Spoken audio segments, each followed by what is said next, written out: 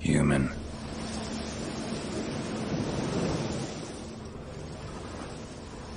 Claw marks, bite marks, armor ripped to shreds. No sign of another corpse.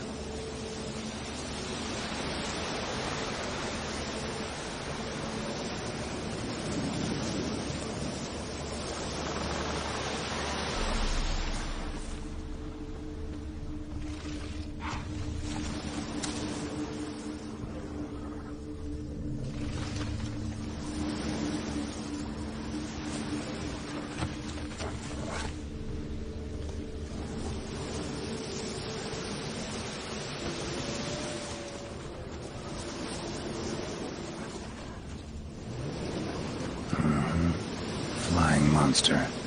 Gripped the second body in its claws. Didn't quite get everything to its nest.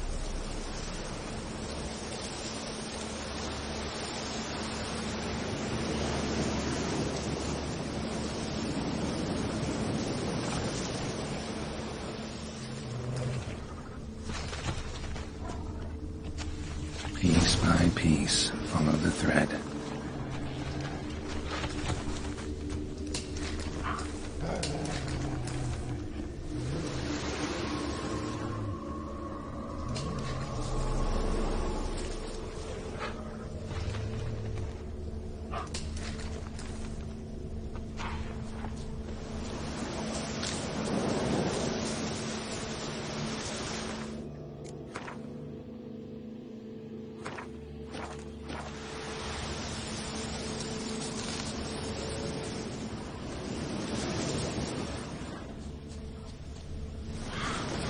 Tracks end here.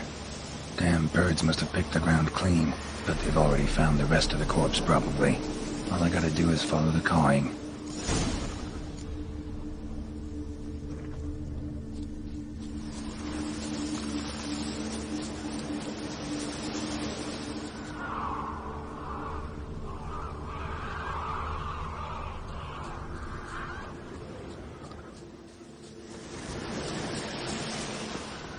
Thin rachides, sparse afterfeathers. Interesting. An arch griffin.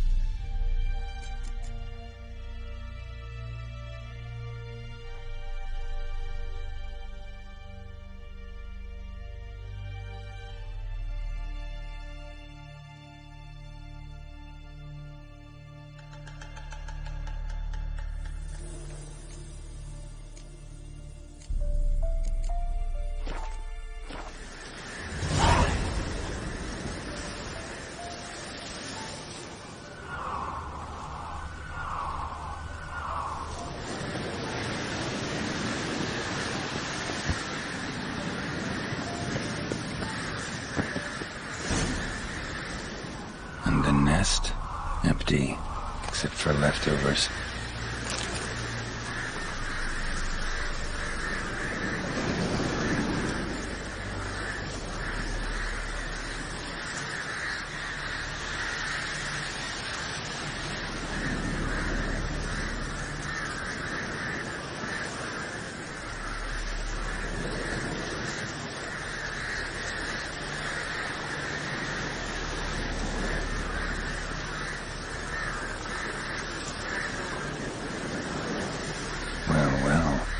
took on this contract before I did. Got the reward up front. More than they're paying me.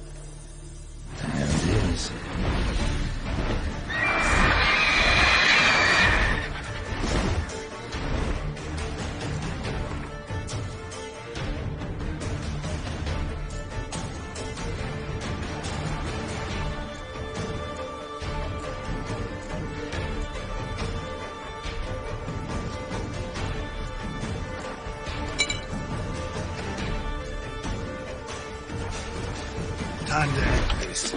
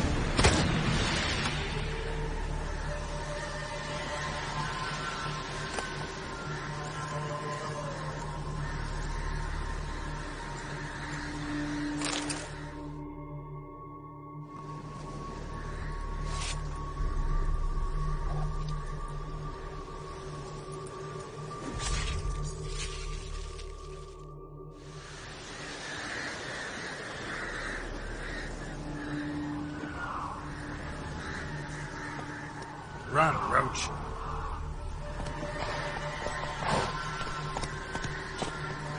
Move it!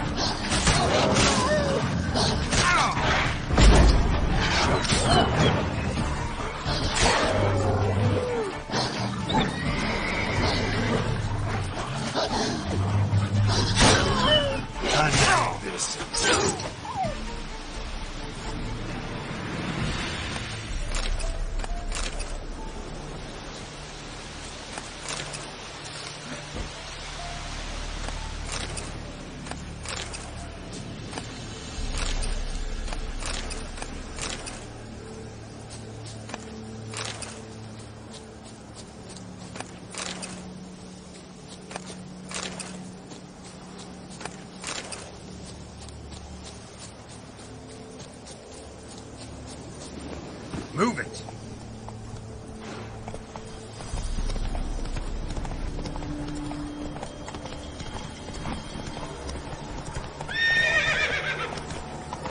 Hey-ya!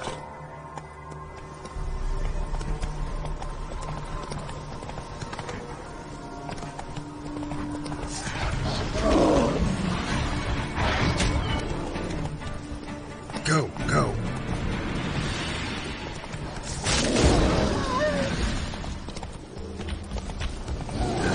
Stench. There, there.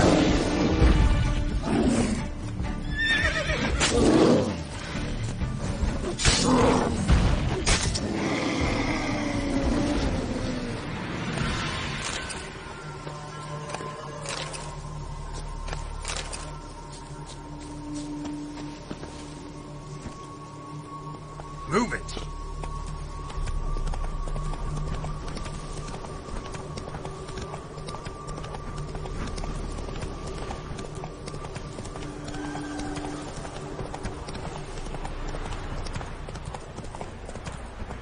Longer it lasts, worse it gets.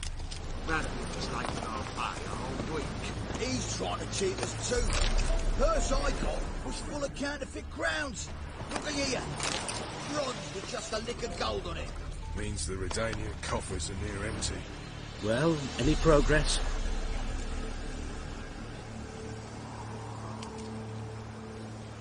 Monster's dead. I slew it. It was a griffin. An archgriffin, in fact. In that case, I'm grateful. Arch grateful. Your reward. Hold up a minute. Recognize this? You accepted a contract. Reward paid up front, and higher than what you paid me. What am I meant to do? Business is what it is, and intermediaries deserve their due. What you're due is a punch in the face. Gold. Now. Some advice before you go. Don't ever try to cheat a Witcher again. Ever. Worse it gets. Rather was late with our pay a whole week. He's trying to cheat us too. Purse I got was full of counterfeit crowns. Look at here. Bronze with just a lick of gold on Looking it. for a rise? Redanian coffers are near empty. See if there's any work for us there.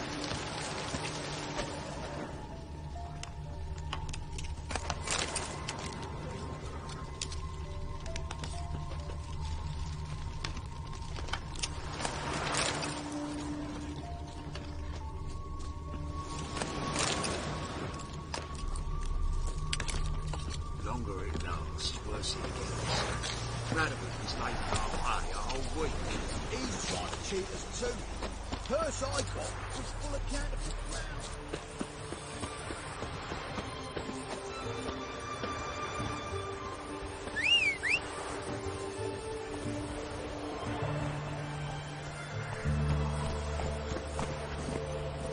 Hiya!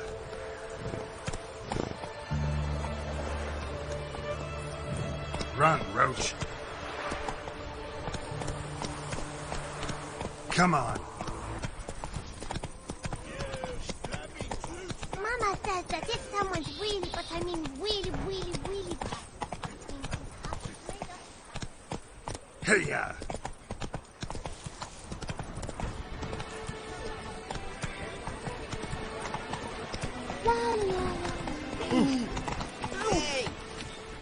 I imagine you've been all over the world, Sage. Move it!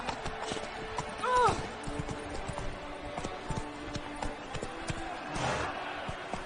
Eat, drink, and listen, your boys, for you are too small. Faster.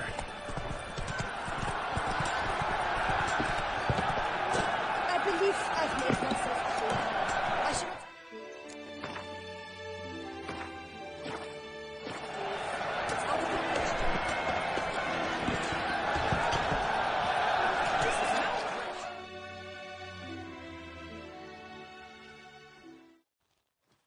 Need to speak to the Duchess, urgently.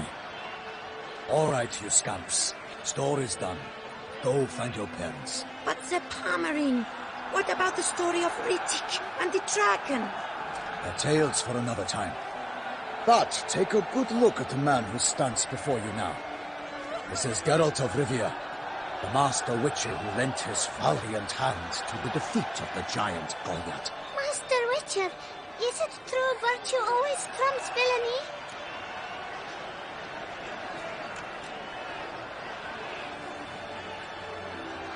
Not always. Could go either way. Sometimes virtue wins, sometimes villainy gets the upper hand. Still worth being good. But why? If it doesn't mean you'll win. Palmerin's story. Think back. A decent man attracts other good folk, makes friends he can count on. A rogue? Well, we can only count on other rogues. And who would you rather have for a friend? A man of virtue? I must agree. Now, that will do for questions. Go find your parents. Her Knight and Highness has doubtless arrived at the tourney grounds to watch the battle in the arena. If we hurry, we'll be in time to speak with her before the spectacle begins. Lead the way.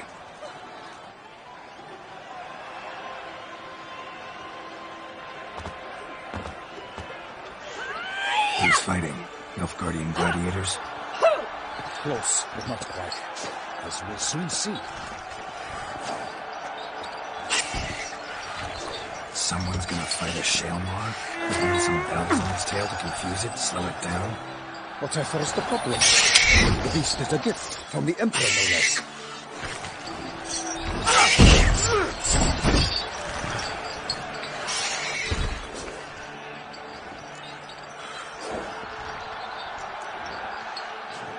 This is dangerous. Bells on its tail aren't enough. I saw a section of the sword at the arena in Nuremberg. There, a knight with a Shalmar with bells on its tail. Might have gotten lucky. Shalmar might have been lame. Who knows? Only a Witcher has a real chance against a healthy Shalmar. And that's not even every Witcher. Besides which, releasing a monster that dangerous in front of a crowd, plain irresponsible.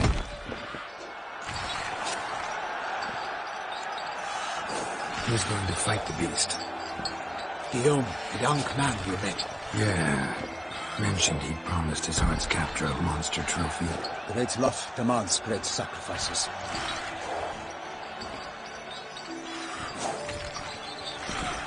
Let's go.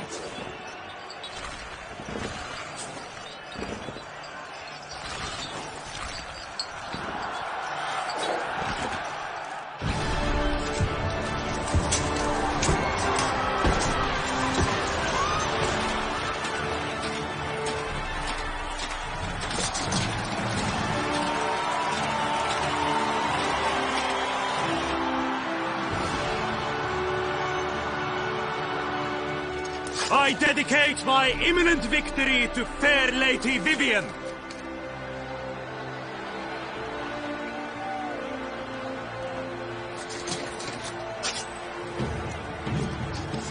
It's begun. The fight shall have to end first. We must wait.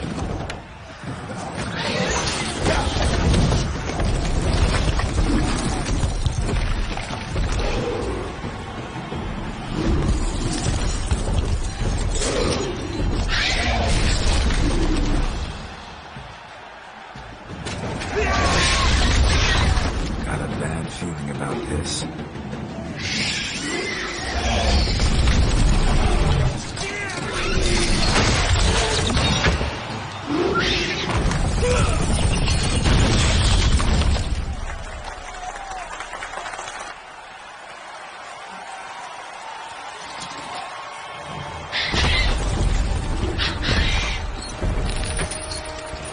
Damn it.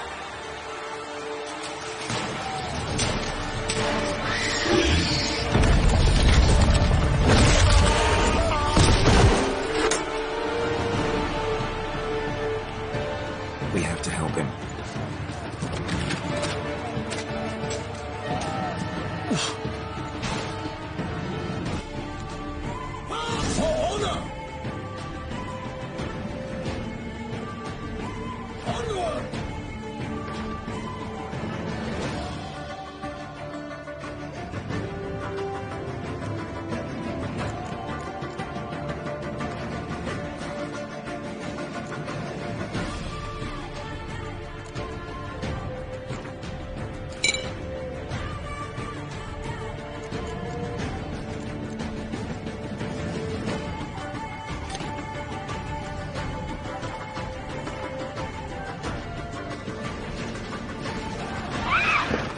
Gotta keep it down. Can't tell where we are when it hears us. Alas, the night! Be still, foul girth! Let loose the roar and strike to earth! Down came the Witcher in one mighty bound! Take fight! Peace! Down! Now, out brief flames! And once the Witcher light and stuff! All our hopes, alas, turned to dust! The fate of the Witcher went on the cross! Soon the Witcher shall triumph against all odds. How long you gonna make me? The Witcher witnessed till the time was true. Then 12 shots and spun, struck the monster right through. Like a bow who leaps at the love's first spurt, so the Witcher wooed the Shellmard and its foul heart hurt.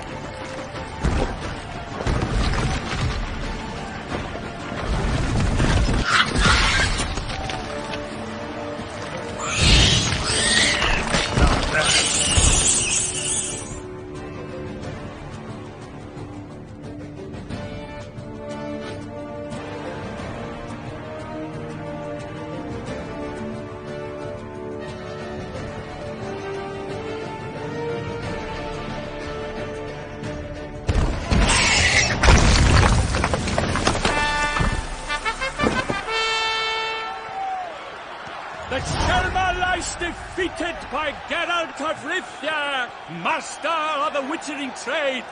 Behold, as the last gasps of life seep from the beast.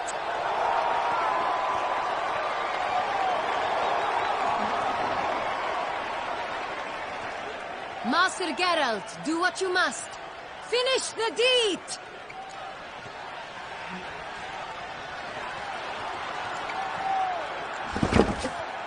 Monster's no threat. No need to kill it.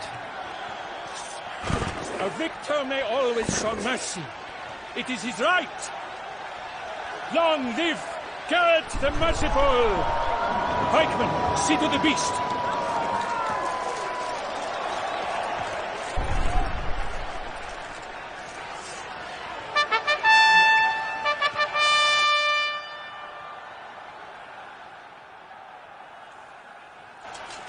Forgive me. I am not as nimble as in my younger years. She approaches.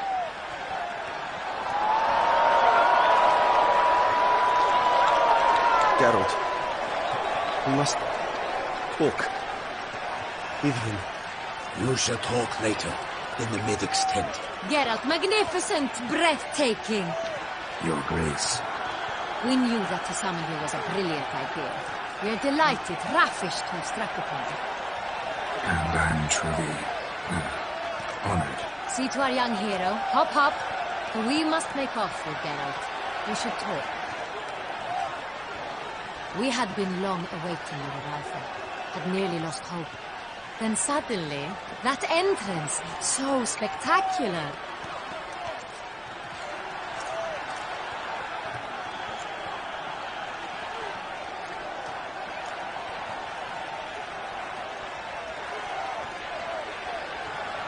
Your Grace. Shaelmars are dangerous creatures, even to knights in full-plate armor. Nonsense. In Toussaint, knights have battled beasts for mere glory since time immemorial. True. Guillaume suffered a few bumps, scars, and bruises, but in return gained eternal glory as he who slew the monster. What about the crowd? Say the Shaelmar had vaulted into the stands. Would have been a massacre. Geralt, though we value your fortuitous intervention in the arena, we would remind you your services have been retained, and as shall soon become clear, you will be generously compensated for completing another task altogether. Your Grace, my contract. I'd like to discuss it. Naturally, but not here. We shall need Damien. He left the investigation pending your arrival. But wherever could he be? Come, we must find him.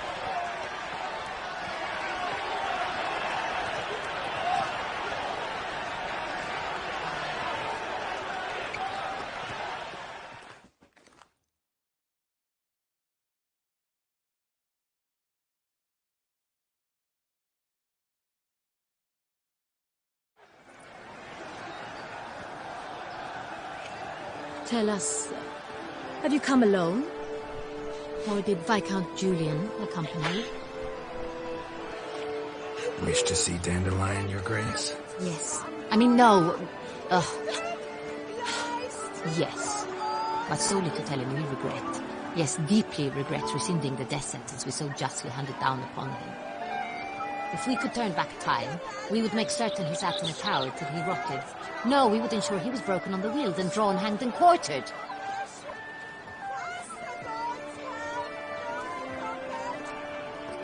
Ah, the very man we would entrust with these tasks. Damien de la Tour, captain of my personal guard. Your Grace. Witcher. Greetings. Sorry to have to tell you, but the guardsmen handling the last victim's body... I know already. The creature in the cellar of Corvo Bianco. Was it the beast? No. A Bruxa, a kind of vampire. Not the beast, but tied to it in some way. You know this how? Through careful analysis of the evidence, both on the riverbank and at Corvo Bianco. Do you mean to insinuate the investigation thus far has been sloppy? Geralt insinuates nothing of the sort. We must listen to him, attentively. I examined the body of the beast's last victim. Might have found something. Need to analyze it. A quiet place, that's what I could use most right now. And maybe the help of an alchemist or a mage. Also like to hear all you know about the previous victims. Take it Sir de la Tour is my man for that. Firstly, call me Damien, please. Secondly, you should know I spoke against summoning you here. I've heard much about you. You bring trouble, or thus far have, always.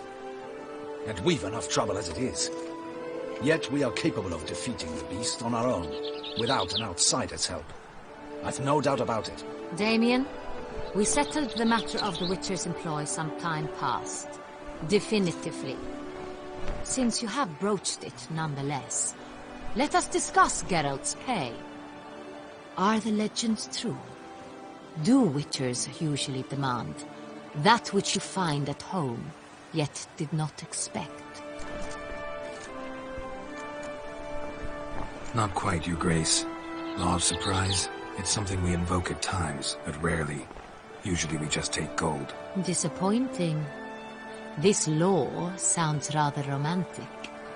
On the other hand, on returning to the palace, we would likely find impatient petitioners or a set of sample fabrics for a new dress. Poor rewards both. I fear you'd not have much use for any of the surprises we are likely to come upon. Thus we've decided you shall receive the deed to a vineyard, Corvo Bianco, and a sum of coin. You will doubtless consider this adequate. Title to the vineyard shall be given to you at once. Surely you'll need lodgings while you hunt. The coin, however, will be yours only once you have slain the beast. Lovely, generous gesture, Your Grace. But, Corvo Bianco, isn't it the Duchy's temporary morgue? Is it now? The Chancellery's bungled things again, we fear. Not to be left unsupervised for one instant. Yet, in its mood, a morgue should present minimal problems to a Witcher. What's more, nothing enhances a wine's reputation better than a grim legend.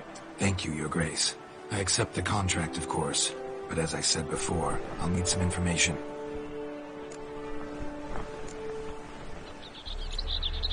How'd it start? Who was the first victim? Crespi was the first to die. He was famed once for his many glorious tournament victories. Then he grew old, hung up his sword, and took to winemaking. Crespi was not loved by the wine merchants. He was ruthless in business and thought to cheat many a time. He asked us for a dispensation from all court ceremonies. We did not grant it. We could not. Once you've taken the oath of a knight, you remain a knight till death. How'd he die? Where'd they find the body? Quite unusual, the circumstance. He was at a feast when suddenly one of his fellow feastgoers noticed he was missing. The town watch found him an hour later. On his hands and knees, propped against the town pillory, his sword hanging from his neck. He had died of wounds inflicted with claws, not a weapon. Blows of great force. So he died suddenly, but the body was on its knees, meaning someone posed it. So it seems. Second murder. Tell me what you know. In the city there are certain nooks. No one reasonable ventures there after dark. Ramon Dulac's corpse was found in one such place. With the first murder, terror gripped the city. Its inhabitants grew wary, kept to safe areas. Consequently, news of the second victim came to us from a group of concerned cut persons. Criminals fear the beast? Telling in a way. Take it you've excluded the possibility that Ramon died at the hands of these bandits. Do you believe me an amateur? Not hands, but claws killed Ramon Dulac. The wound was deep, clean. His body was found in a gutter, dressed in nightshirt and cap, a pillow placed under his head, and his sword replaced by a bed warmer. Ramon Dulac, a knight who but a dozen years past was an advisor to our father, the Duke. Someone went to a lot of trouble to make him look ridiculous. Maybe revenge was the motive. It's not out of the question. Dulac had shady dealings with the criminal underworld, but no one ever came forth with concrete proof of any misdoings. So, first two victims were knights, best years behind them. The same could be said of the third. Sir Delacroix was wont to claim that in modern times knights face new challenges, enterprise being the latest addition to the chivalric virtues. He made a veritable fortune in the grain trade. Palmerin even nicknamed him Sir de la Stinchi. Found a coin pouch on his body. Contained florins dating from various times. hailing from different provinces of the Empire. Delacroix loved coin, true, but had no patience for numismatics. Lots of similarities between the victims. All the bodies were found in strange places under extraordinary circumstances. Seems the murderer, whoever or whatever it is, has some meaning to convey. These were honorable men. We are horrified by the disdain, the disrespect with which they were treated. These were knights of Toussaint. Blast it. Might be the point. From what you say, none was a model of virtue. Ever considered that's what the beast's trying to draw attention to? All the murdered men were knights who swore fealty to the 5 chivalric virtues. And even if the... Knights of Toussaint swear fealty to what virtues exactly? Honor, wisdom, generosity, valor and compassion. 5 virtues. Why are they so important to your knights? Strange question. Your Grace, forgive me. I'm a foreigner trying to understand another land's customs. You are forgiven. According to legend, the virtues we cultivate were bestowed upon us by the Lady of the Lake. How we truly came to espouse them, none remember. In Toussaint, we believe men of low birth should be simple-hearted and obedient. We expect much more, however, of our knights. They are to be soldiers and courtiers, lords and servants. Thus, the need for clear moral guidelines. At the time of his dubbing, a knight vows to demonstrate throughout his life honor, wisdom, generosity, valor, and compassion. Beast seems to be pointing up moral decay, denouncing it. Victims were all humiliated. Might have been murdered to emphasize their lack of specific chivalric virtues. Honor compromised by the pillory. Wisdom by ridicule. Generosity by a coin pouch shoved down a throat. It seems to fit, true, though not perfectly. Can't discount the theory if it's on the lips of everyone in town. Say our reasoning's right. Next murder will be just as showy and denounce the victim's lack of the 4th virtue, valor. We can also assume that victim will be an elder knight. Let's think. At the moment, all the knights are either at the tourney grounds or in the palace gardens. Our annual hare hunts shall begin there shortly. Have you heard of the custom? Milton mentioned something. Seemed excited to prance around in a bunny costume. Not sure why. Hang on. Strange circumstances. A knight advanced in years. The famed cowardice of rabbits. Could it be that simple? Is Milton de Peyrac-Peyren the next victim? Milton also knew Delacroix. Told me so down by the river. Damien! To miss something so obvious. De Peyrac-Peyren, Crespi, Delacroix, and Delac formed the knightly team. It was years ago, but... They were a team? They were close friends, tightly knit, and as such earned the trust of our father, the Duke. We often witnessed him turn to them with delicate matters. Later, their paths diverged. Unlikely to be a coincidence. Beast must know it too. It's a lead, I'm sure. Your Grace, we need to find Milton, immediately. Rather problematic. You see, the garden entertainments are due to start, and he's disguised as the hare, hiding somewhere, waiting for some tipsy courtiers to find him. The hare's hiding place is a carefully guarded secret. We must call off the game, at once. First and foremost, we must remain calm. Damien, order the garden searched immediately, but discreetly. By no means can we disrupt the festivities. Panic will only incite the beast to strike sooner. And you, Witcher, follow me. My gardens, my night, I shall take the fall. A murder is out of the question. I will not allow it. Not near my palace. Horses? Ready our horses!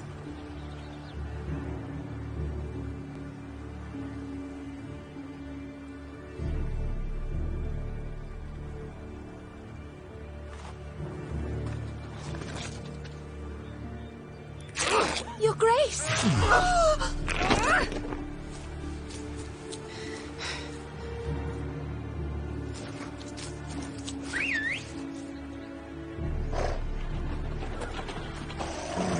What the hell? Why, I said... Your Highness, I... Mind it doesn't get wrinkled. Onward!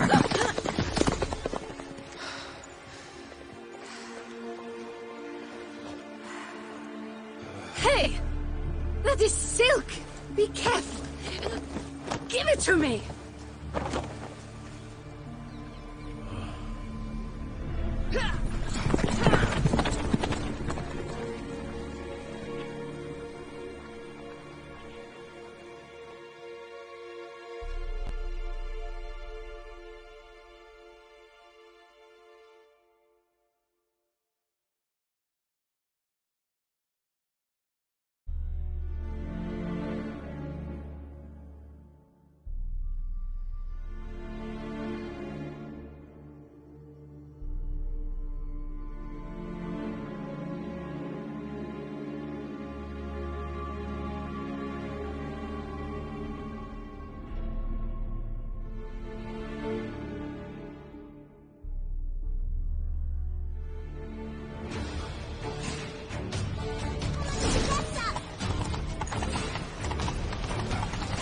Your grace seems right at home in the saddle. Clear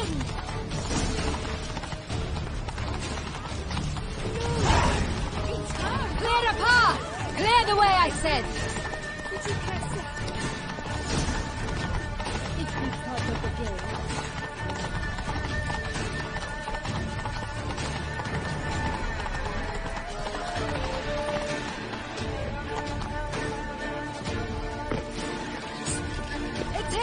Let's round the corner! Hurry! We must go to where the game is being held. The participants must find a unicorn's horn, a golden fish, and a phoenix egg. With these in hand, they can deduce where the hare, Milton, hides. Mean we need to find those things too? We've no other option. But time is of the essence, so we will have to break the rules.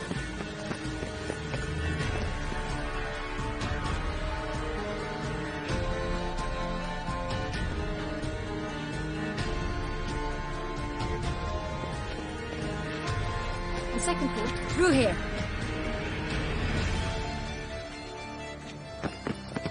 I shall show you where the hunt plays out. Then we will split up. You will get hold of the unicorn horn and the golden fish. While I nab the phoenix egg. That will be quickest.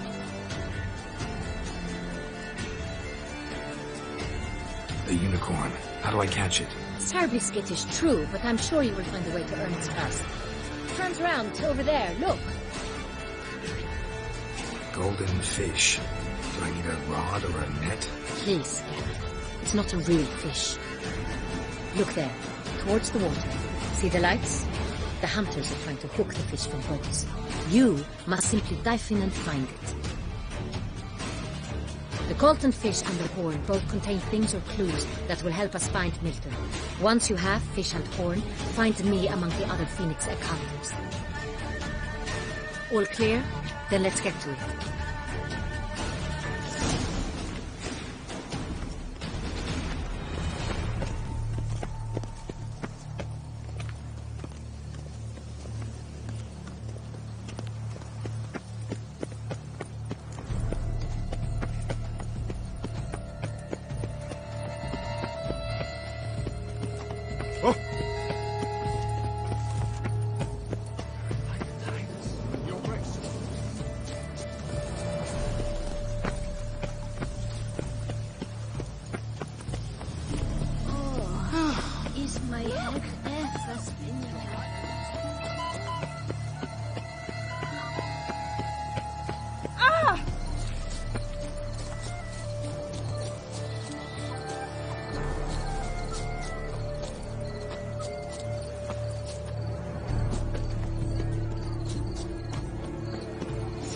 Should be easy to spot once I'm under.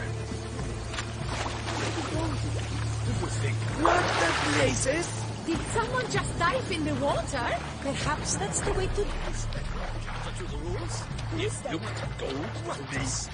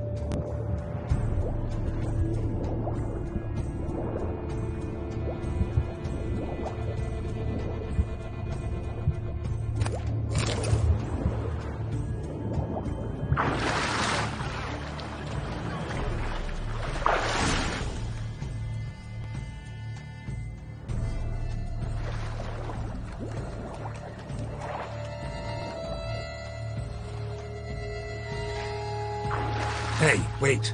Stop. It's important.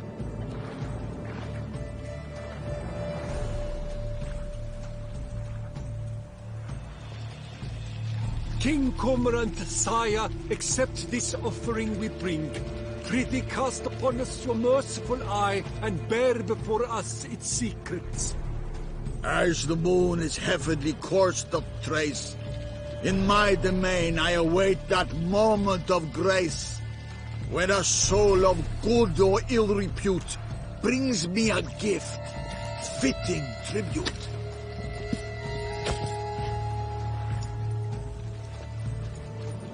A key. Why, you bomb-botched wretch! It ruins the game!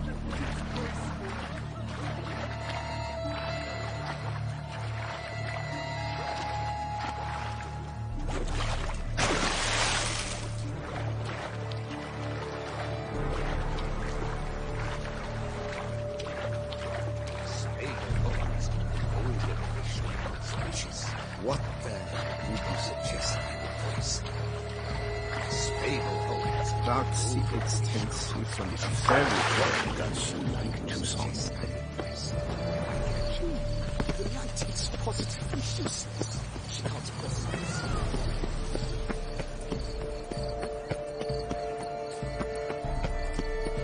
You can't pull one over on me, Witcher. I can see.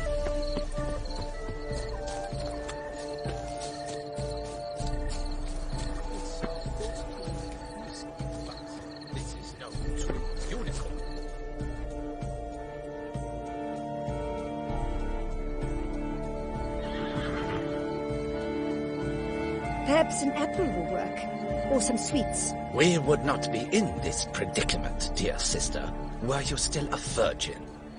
Do you really wish to have this conversation again? Here and now? Hush, or you'll spook the beast. We should try the sweets. Hey, folks. Gonna have to ruin your fun. Sorry. Who's that?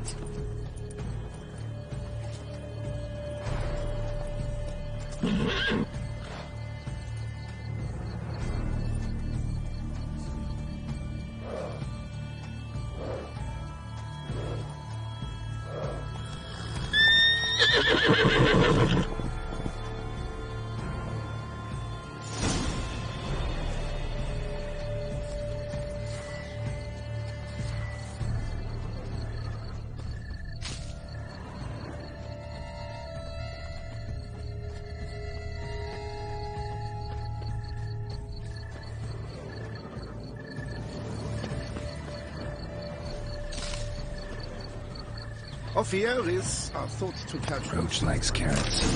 Maybe Unicorn will too.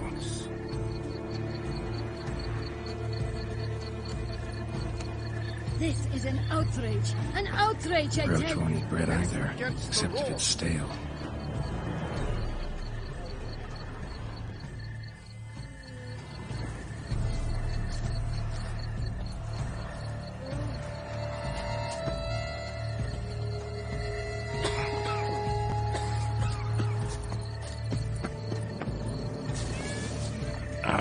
Almost had it.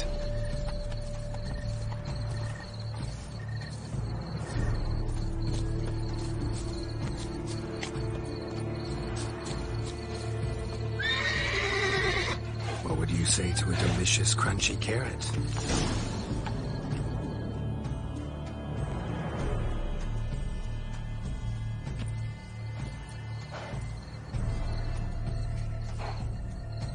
Easy.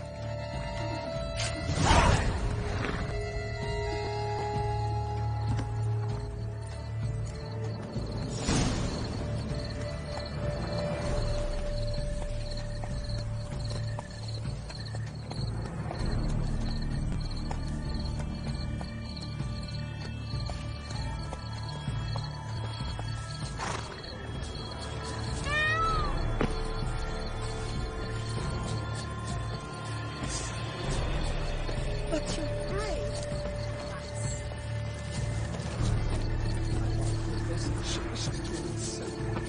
He noticed from the guts. Is something afoot, you think?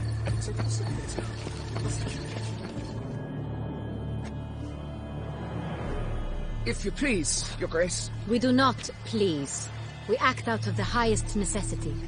All shall be explained later. But it's against the rules. I am the rules.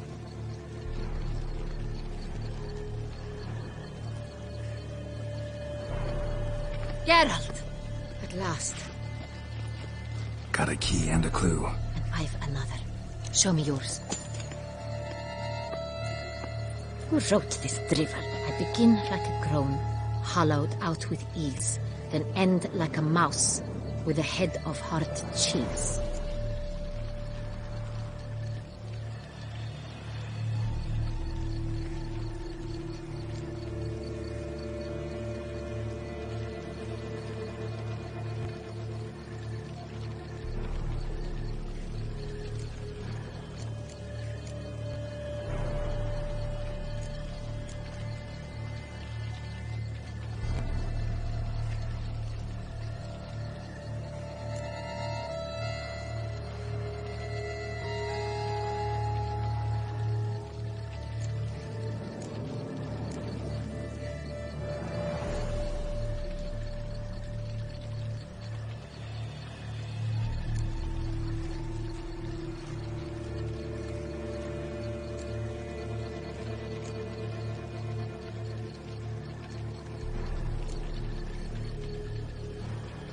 Let's see.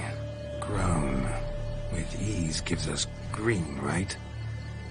And mouse with a head of hard cheese. Greenhouse? You're a genius. Several greenhouses in the gardens, indeed, but only one blocks, the key to which looks just like the one we found. Greenhouse it is then. Let's go.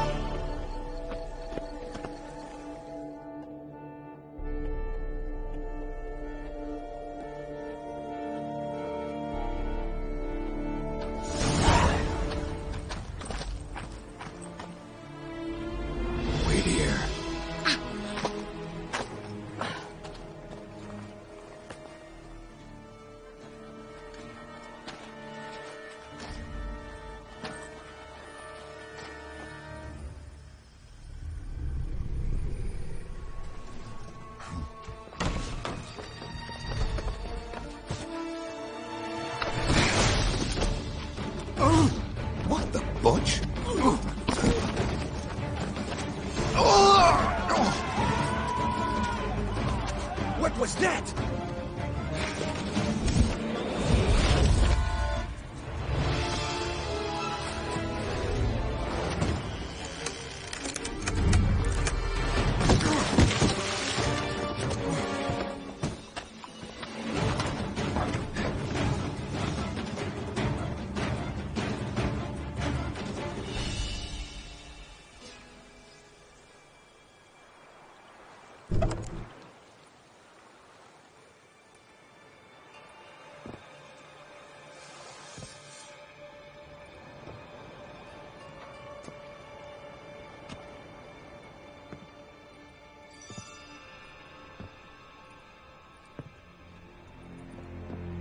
I'm here.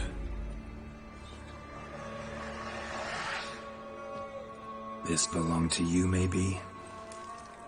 It did, but you may keep it. I've a new one. I do not know you. I've done you no harm. Yet first you butchered a Bruxer who was dear to me. Now you pursue me. Why? You've killed 4 innocent people, at least. And you?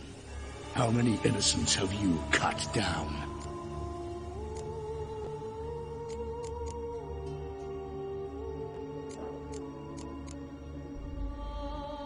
I don't kill innocents.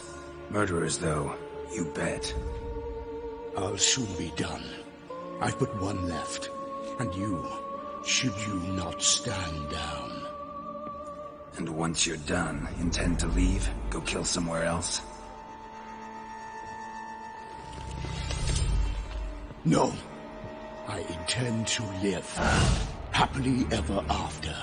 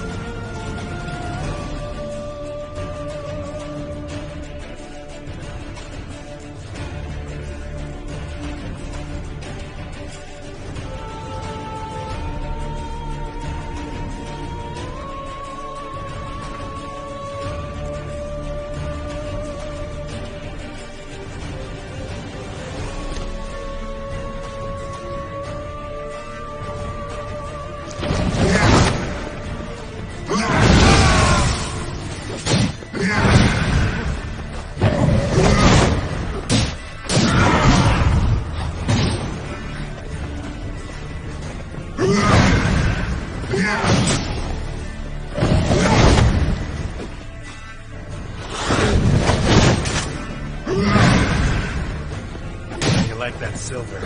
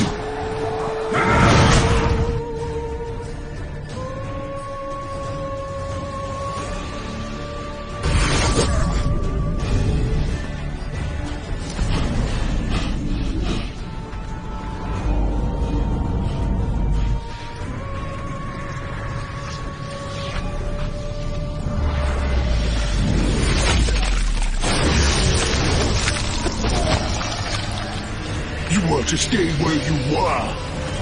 Regenerate! I know you're in trouble. I can help.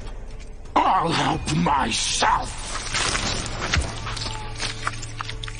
No, he's my friend.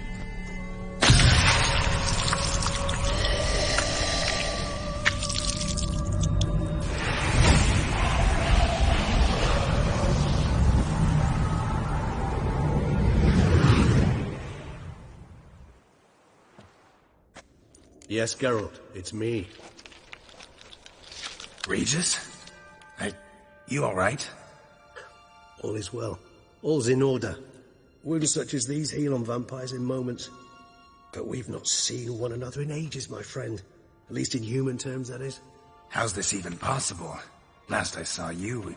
I was a bubbling, shapeless smear, having been rather spectacularly melted into a column of a certain castle. In somewhat better shape now, as you can see. Hardly peaked for, mind you, but were I human, folk would think me a demigod, I dare say. I'm sorry. What happened, it was my fault. Never got a chance to apologize. No need, Geralt. Bygones. I did not have to join you on that expedition. No one twisted my arm.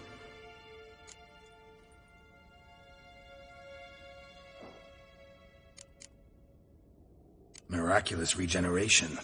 How do you manage it? I had help. From the one you hunt. Him?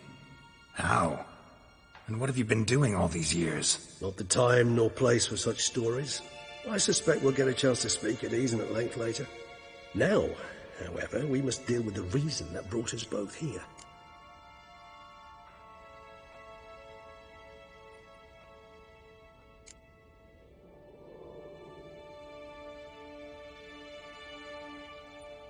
So you being here, it's no coincidence? Your powers of deduction seem to have waned not one bit. I'm happy. I came here for Detlef. I fear he's become entangled, landed himself in serious trouble. So that's his name. He's your friend? You might call it that. Though Detlef is... how would you humans put it? More bestial than I am. But not to worry. I'm working on him. Haven't exactly done a great job with that. He's killed one knight since I got here. At least 3 others before I arrived. For good reason, I'm sure. Understand, Detlaf is not some decadent shit who kills for sport, or to assuage a dryness of throat or a dullness of mood.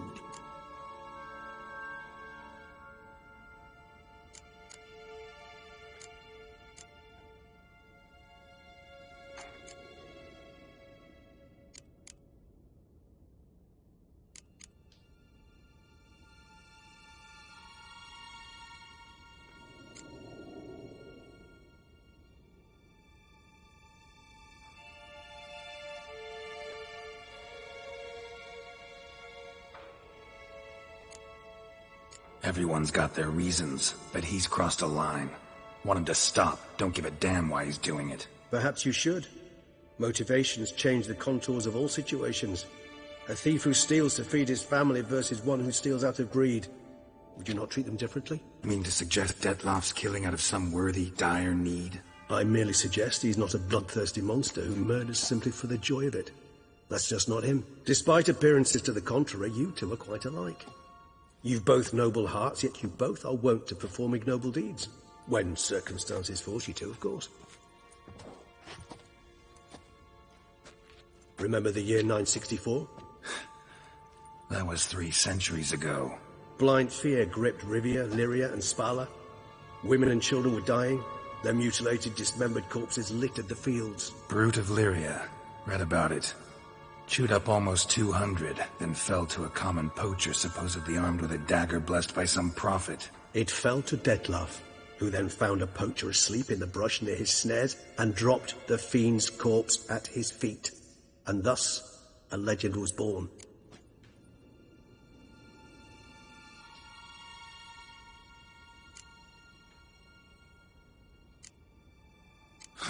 Vampires rarely help humans. Must have had his own agenda, hunting the beast. You err. He slew it for one reason alone. The monster killed a lad who once, in the street, had offered Detlaf an apple, expecting nothing in return. Terribly noble of him. You do not have a monopoly on altruism, my friend. Vilgefortz melted my body. Detlaf found what was left. As per our codex, he had a choice.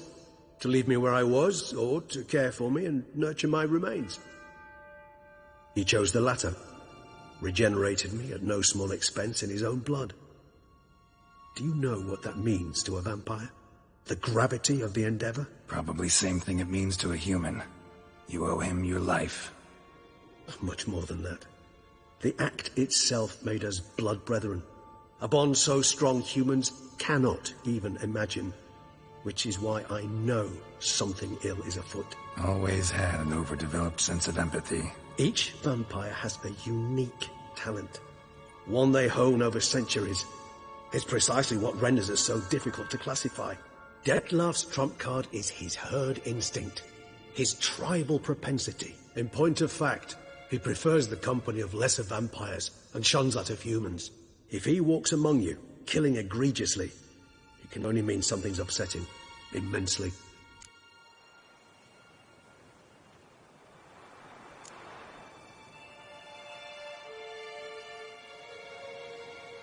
Anything specific? Some set of things that'd be likely to set him off? How should I say this? Detlaf doesn't understand men, their world, its rules, its conventions. He's naive in a sense. He doesn't comprehend your games, knows not what it means to lie, deceive. Suggesting he's maladjusted, and venting his rage. I'm suggesting maladjustment can at times breed conflict. But is it the case this time? I cannot say. But intend to find out. Gotta find him, before something upsets him even more, and all Beauclair is awash with blood. Well, we share a cause then, just like the old days. Not entirely. I mean, when I find him, you know. I know you've a contract on his head. Yet your true task is to stop the beast killing, not necessarily to kill the beast, am I right? All in all, sure. Let us find him. By the time we do, I hope I'll have convinced you Detlaf is no monster. Fine, all right already. But for now, evidence is stacking up against him. Hear that? The posse. Knights must have tracked me here. I prefer they not find me here. I'd makeshift quarters at Mère Lachaise Long Cemetery. We'll meet there. See you.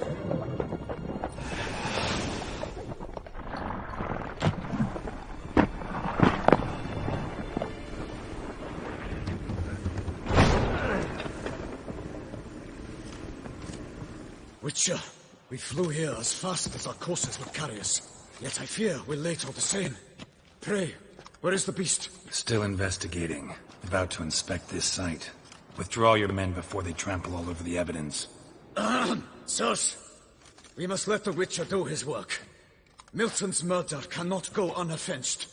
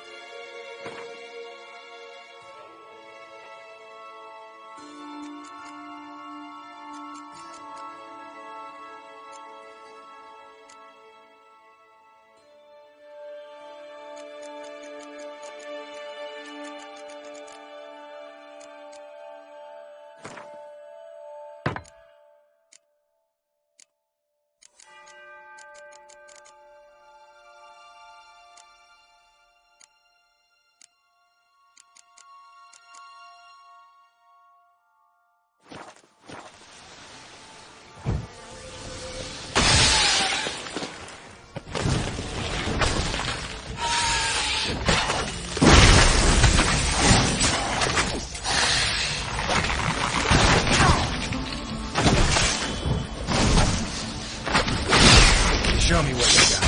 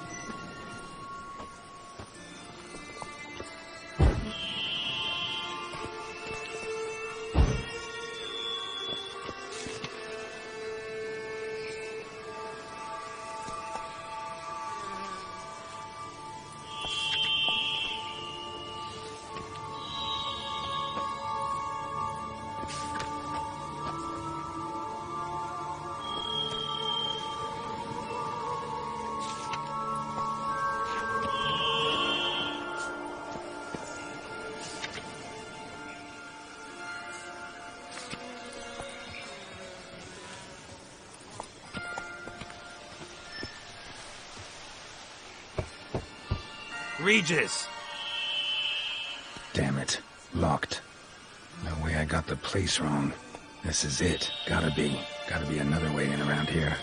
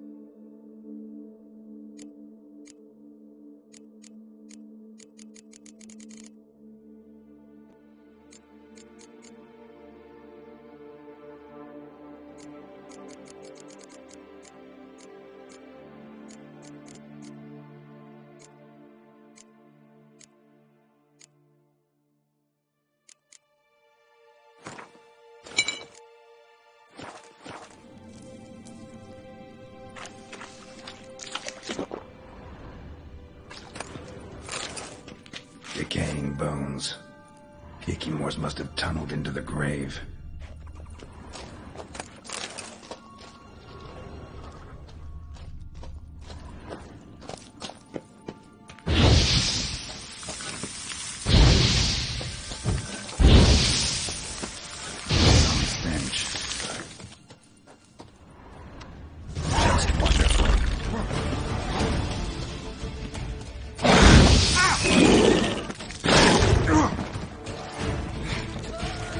Ah!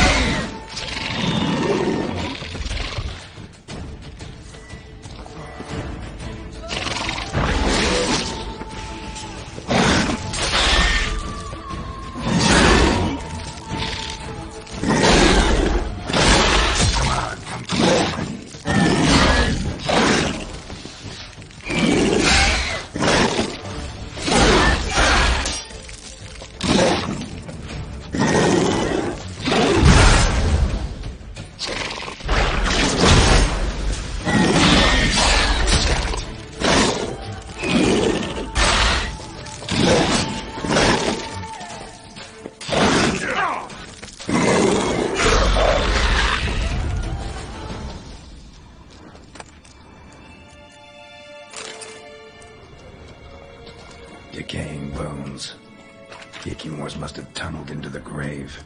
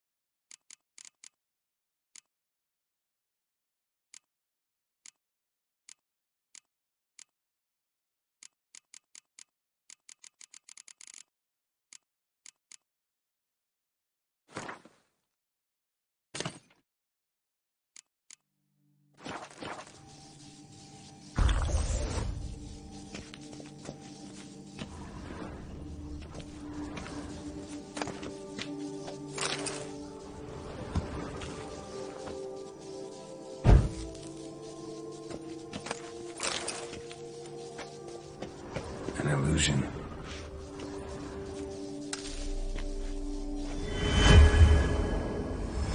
Interesting.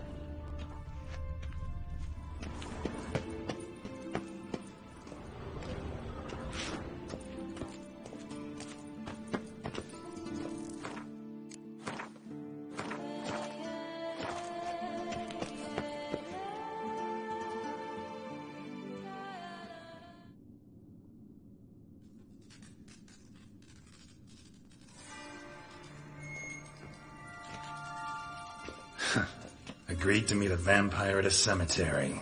How much more cliché can you get? Nothing comes readily to mind. Could have left the door unlatched. What of my privacy? I value it rather deeply. Unmolested, especially by unwanted guests, that's my preferred state. Besides, I knew you'd find a way to get in. True enough. Need to find your friend. I'm hoping you'll agree to help. I shall do whatever's in my power. Yet what you want or even need must matter little. What matters is what Dettlaff wants. If he does not wish to be found, you will not find him. Ever. End of story. Come on. Gotta be some way.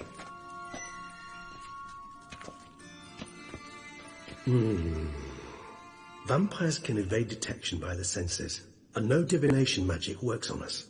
Even the most precise magoscope would be useless. And this? Could this help? Wherever did you get that? Off one of the beast's victims, found by a bend in the river. Body was chopped in pieces. 3 of those pieces were hands. Hand with the ring seemed the odd one out. Abruxa had taken an interest in it.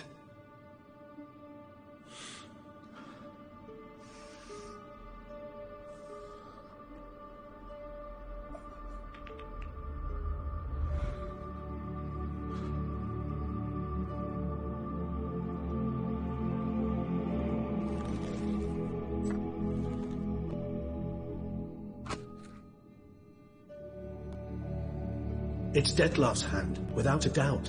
It will do splendidly.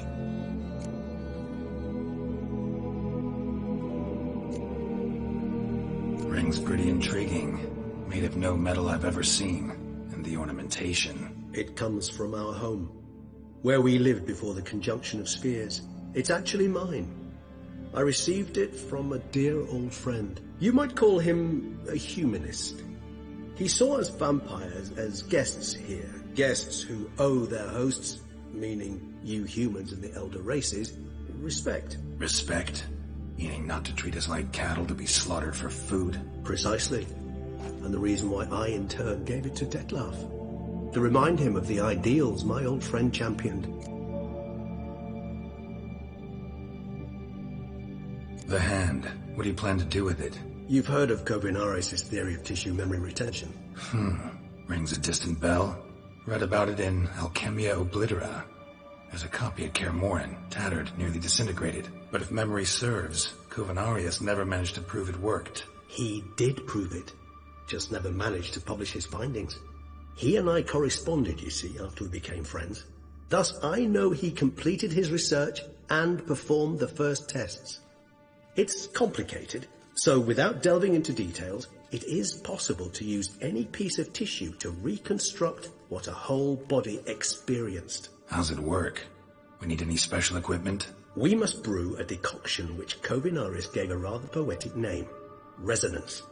Once imbibed, it sends one into a trance similar to that induced by narcotics. This triggers visions of events linked to strong emotions experienced by the tissue's owner. Picture it as dreaming a fragment of someone's life. Any chance we might see what Dettlaff was doing just before he lost his hand? Indeed. Though I also hope resonance will reveal the location of Dettlaff's hideout. Can't you just summon Dettlaff? You're both hired vampires. There's gotta be a way. If I'm to be entirely candid, there is indeed one. But believe me, we will be better off never availing ourselves of it. It is a last resort. Absolutely. Last resort? The hell? Why? There is a being who can summon Dettlaff.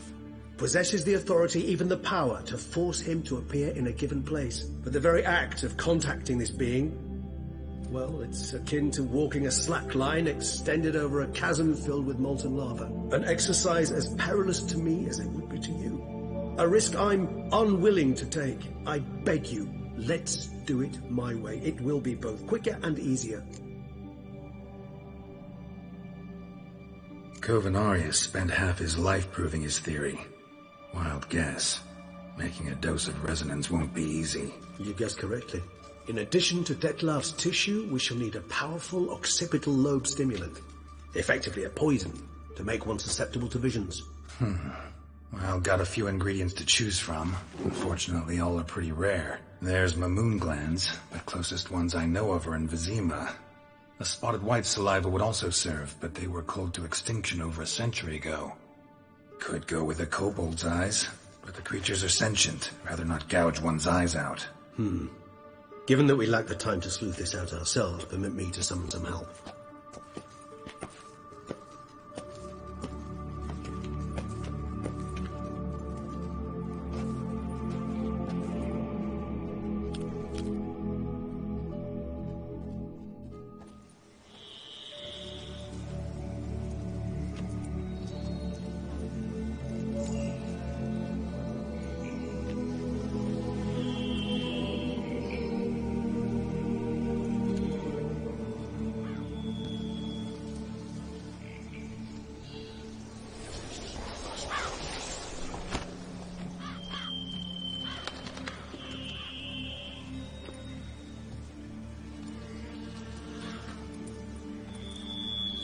What was that? A raven? Rather a common sight at this latitude. Very intelligent fowl. I asked him to look for the creatures you mentioned. Him and his brethren. Perhaps they'll find one in the area, and I would hazard that a flock of ravens will spy any said creature faster than a solitary witcher would. With all due respect to your skills, my friend. It will take them some time, nonetheless. So, perhaps you'd care for a snifter of mandrake.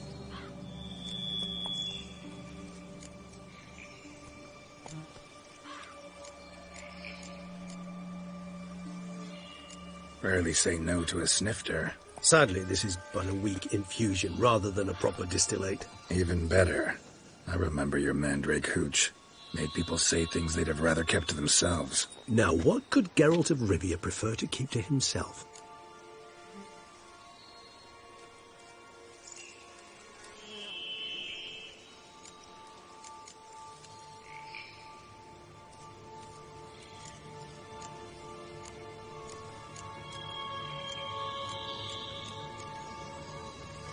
So, think you set a nice little trap for me?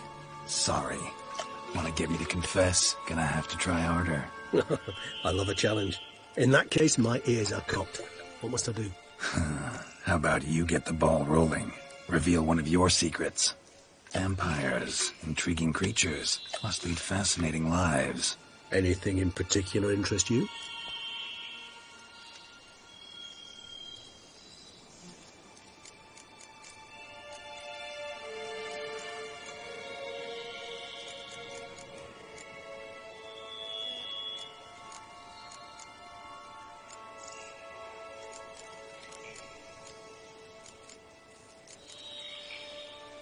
Got a new life, new body.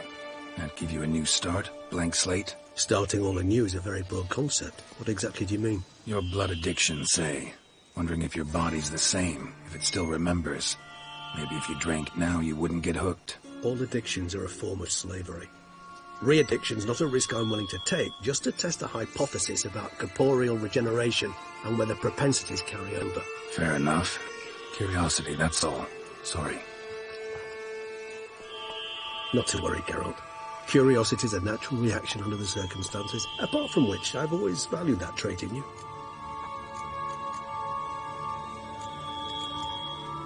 Curious what you did after you were reborn. As I'm sure you can surmise, at first I was thoroughly absorbed with recovering. As it is, I've still not recovered completely. Yet I was so weak the first year that I could not stand or move on my own. Detlef bore my weakness bravely, showed great patience. If not for him, I wouldn't be here, and I'd have regenerated far slower. Once I could at last stand unassisted, I set off for Bruges, to my one-time home of Dillingen. There I led the peaceful life of a rural healer and surgeon, enjoying my neighbours' respect and, in fact, constituting the exact opposite of the monstrous vampire the populace imagines. Bruges, you say? Rebirth make you sentimental? Perhaps a dash. But what of you? Where have you been? Ever find your Cirilla? Back then, yeah. But we parted again soon after. And when the time was ripe, she came back. Defeated the Wild Hunt together. Ooh. Seems I certainly missed quite a bit while I was absent. True enough. But it's a conversation we'll have another time. Need to know more about you now.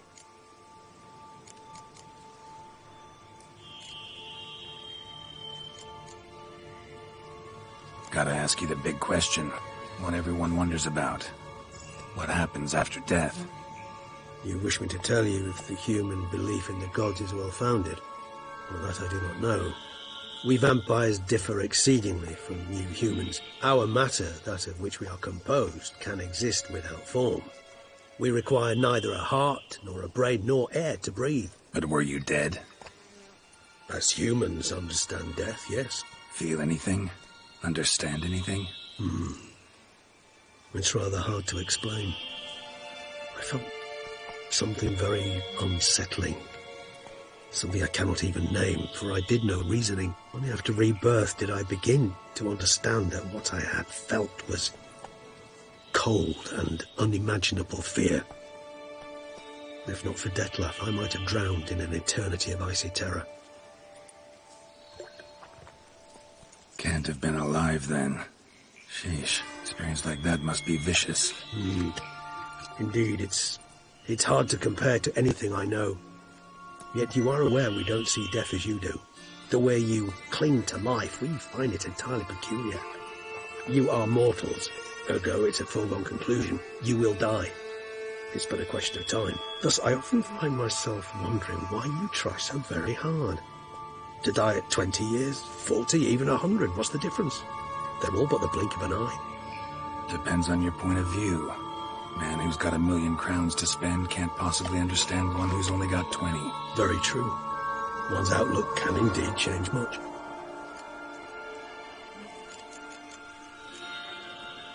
Always fascinated me the way vampires can regenerate.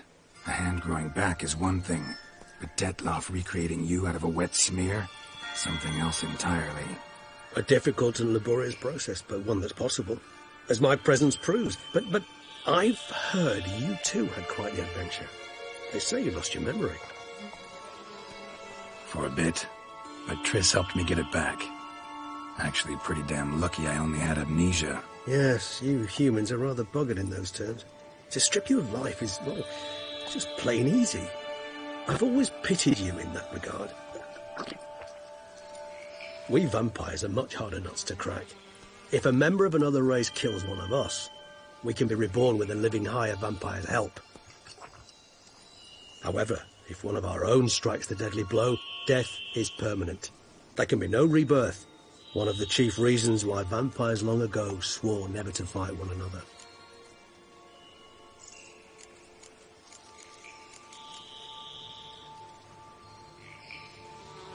All right, give you one question. What do you want to know? One question to ask one as fascinating as you, Geralt. Cruel parsimony, I'd say, but I shall do my best to make it count. If you were to die and be reborn as I was, in your new life, would you choose to be a witcher?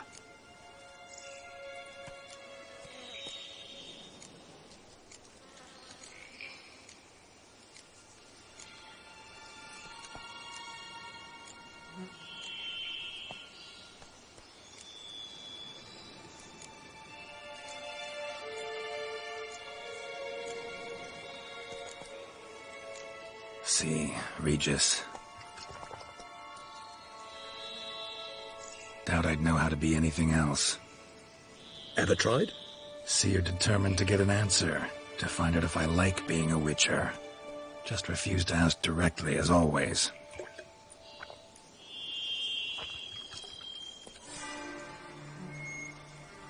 I like being on the path. I like picking up a lead, a trail. I like the tension right before a fight, and nothing gets my adrenaline flowing like battling a beast. Even gotten used to people treating me like a freak, an outcast. Yeah, not something I think about much, but I like being a witcher. Thank you for being honest. Honesty is an attribute of the truly brave, and thus a privilege of the very few. Still no sign of your winged friend. Sure it understood what you wanted? Dead certain. Let's wait a bit longer. It'll return soon, don't doubt that for a moment.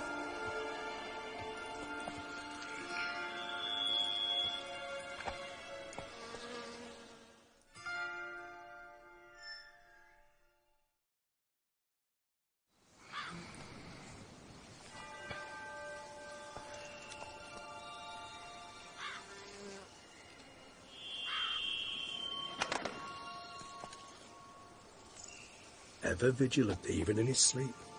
Quite vampire-like, in fact. Are you absolutely certain they don't administer a few of our genes during the trial of the grasses?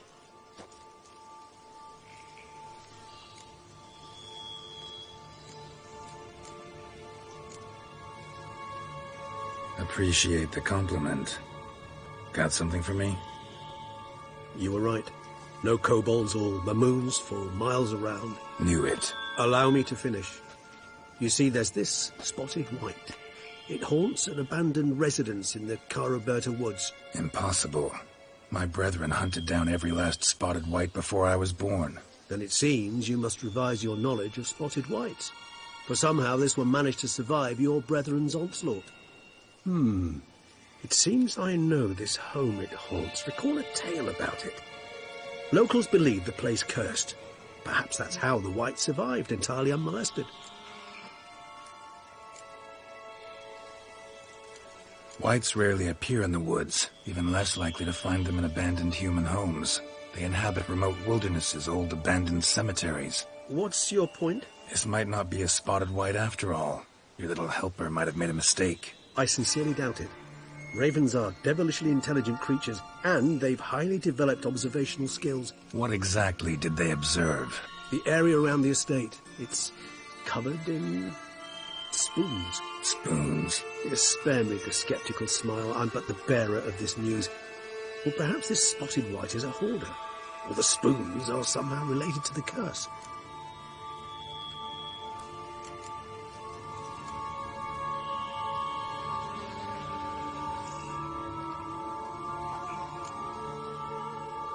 I don't recall much. Come on, search your memory. Something, anything could be important. I believe it had a relation to hunger, or, perhaps greed, rapacity. Someone... Textbook. Sorry, Geralt, I try not to clutter my mind with the details of every far-fetched tale I happen to hear. What are your thoughts? A specimen of a species thought long extinct, and a curse in one place. That a coincidence, or are they related? Professional curiosity. Personally, I've nothing against you delving into this dilemma, but please remember we need the white's saliva. Nothing beyond that. Whites rarely appear in the... What's your point? This might not be a spotted white after... I sincerely... What exactly did they... The area around the estate. It's... Spoons. Spare me the skeptical smile. I'm but the bearer of this news. Let's do this. Start making your decoction while I go get some saliva from that white. Uses it in its brews. If you imagine the white, we'll simply sell you some. Worst case scenario, I'll bring you its salivary glands. They ought to do as well. For a moment there, I imagined you asking the white to spit into a vial. Quite amusing as a thought, but the salivary glands will do fine indeed. So, see you later. Yes, till later. I shall start by perusing some tomes. Tomes? Thought you were going to make this decoction. We require one last ingredient. Alas, obtaining it could prove a trifle toilsome. Thus, I hope to identify a suitable alternative. All right. Good luck. And to you, my friend.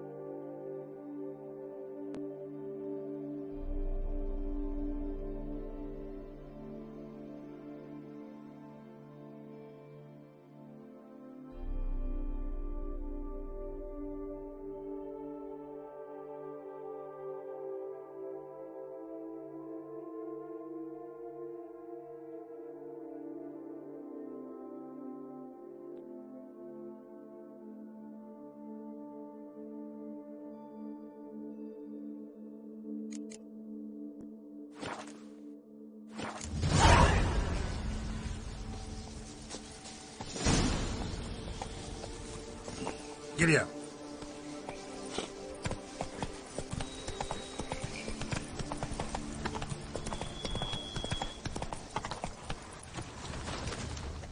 That's it, Roach.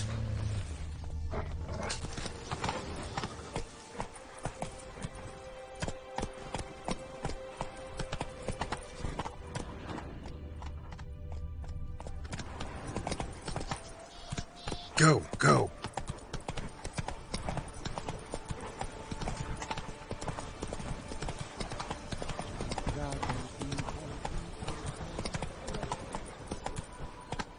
Move it.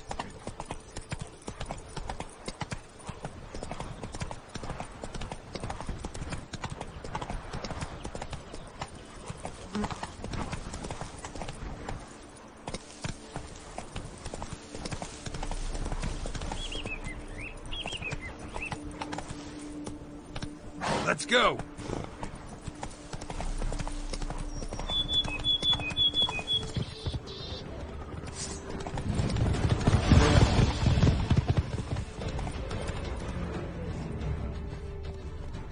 Go, go.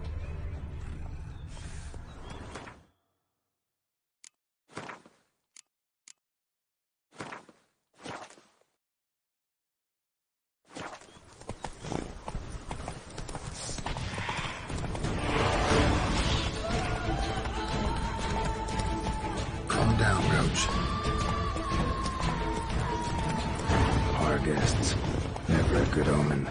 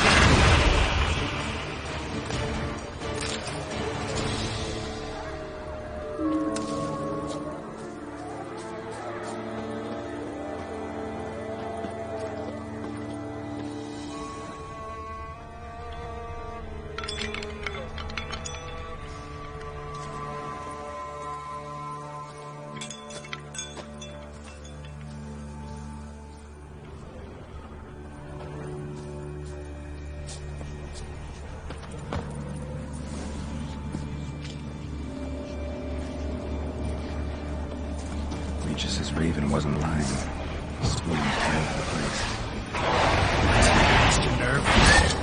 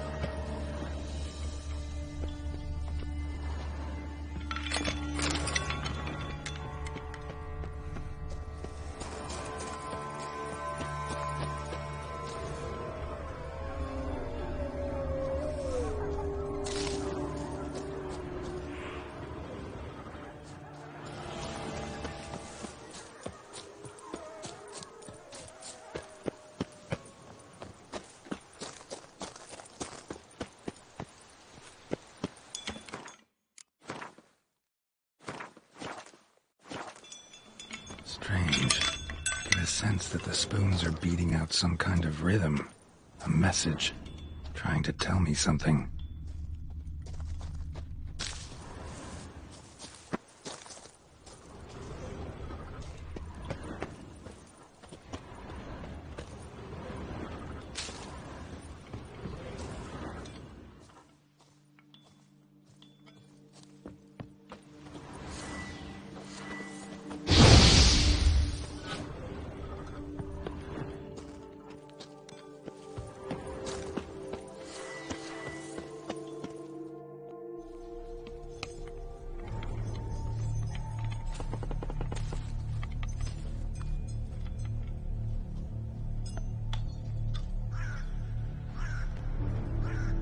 None shall sit and dine with you at your table.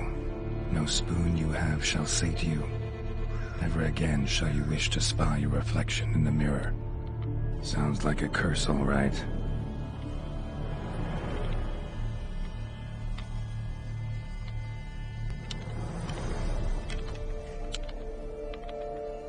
Somebody's clearly obsessed.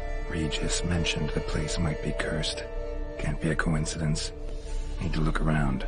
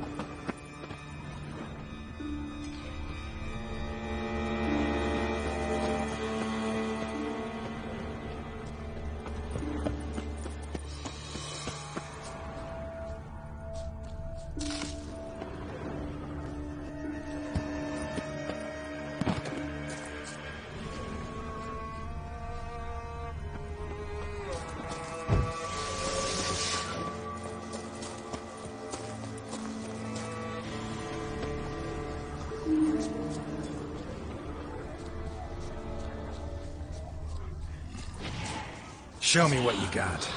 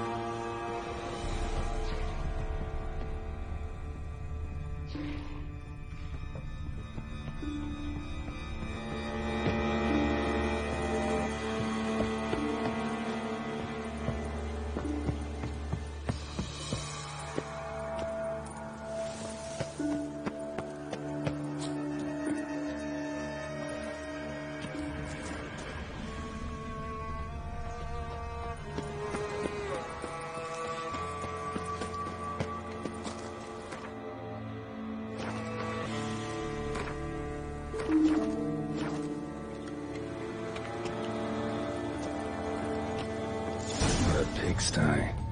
Need to search it thoroughly. Find a way to collect some white saliva. White's obsessed. A real collector. Thoroughbred.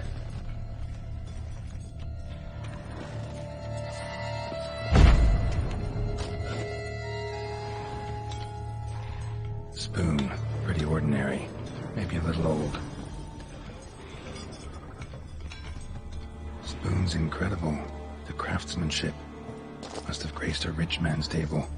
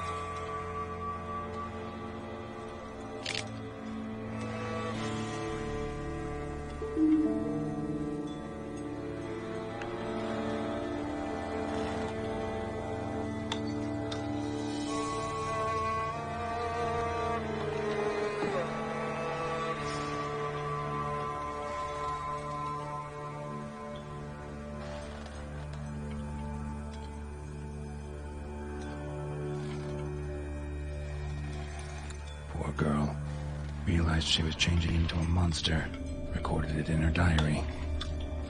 Poignant.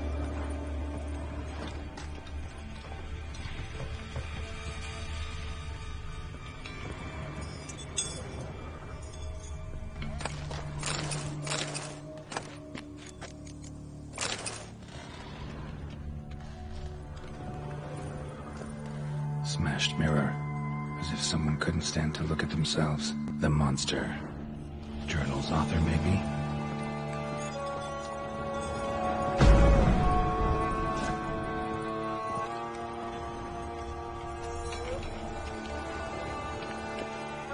No spoon you have shall sate you. Whatever lives here treated that literally. Still searching for the right spoon. Another spoon. Yep, just as normal as the last one. Spoon key. Sophisticated crafting. Tag bears a description. White's a true collector. White's obsessed. A real collector. Thoroughbred.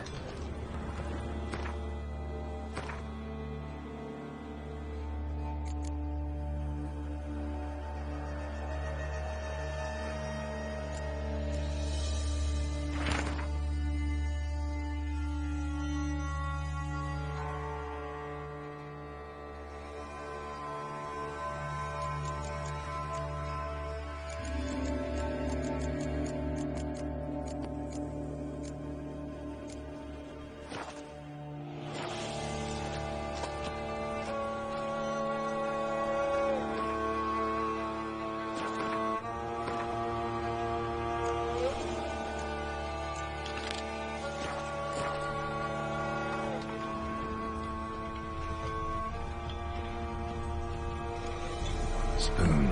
Pretty ordinary. Maybe a little old. Skeletons. Doubt they came here willingly. This have anything to do with the curse? None shall sit and dine with you at your table. It'd make sense.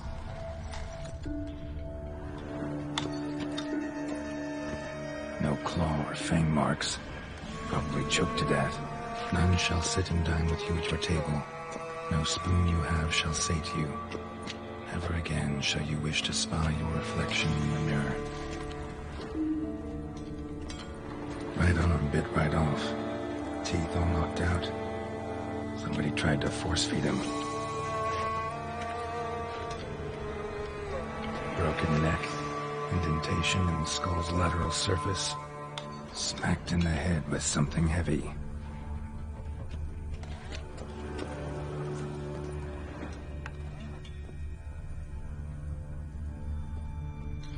Woman's name scratched into this wooden spoon.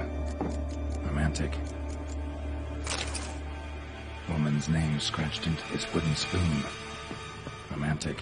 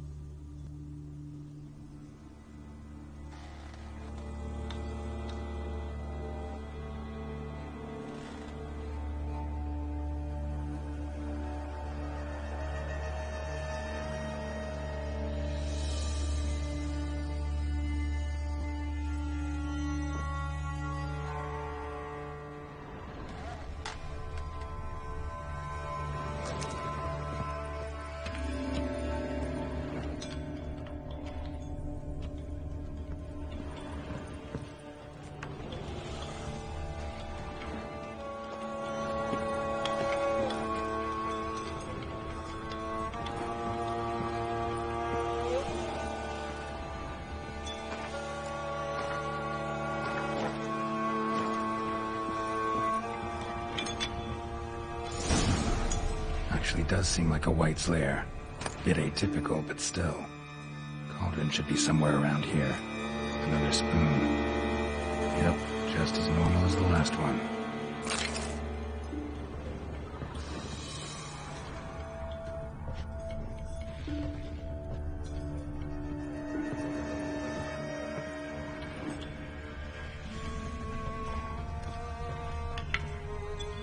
White's obsessed.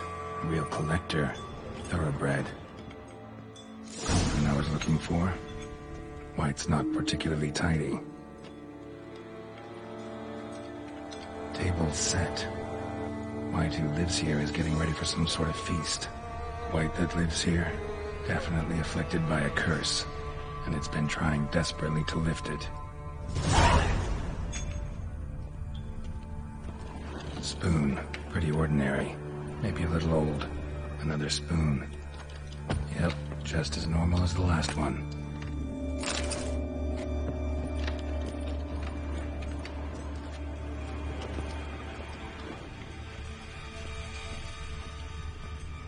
White's obsessed. Real collector. Thoroughbred.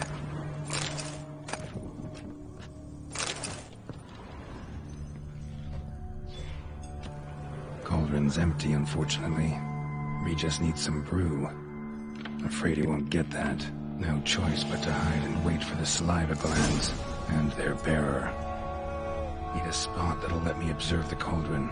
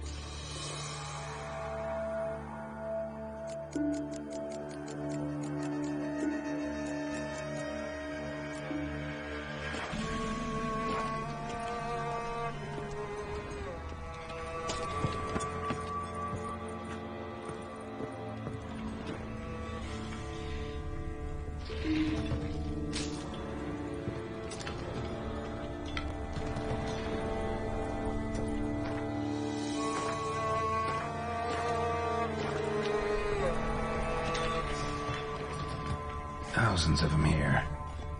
White's been a collector for years.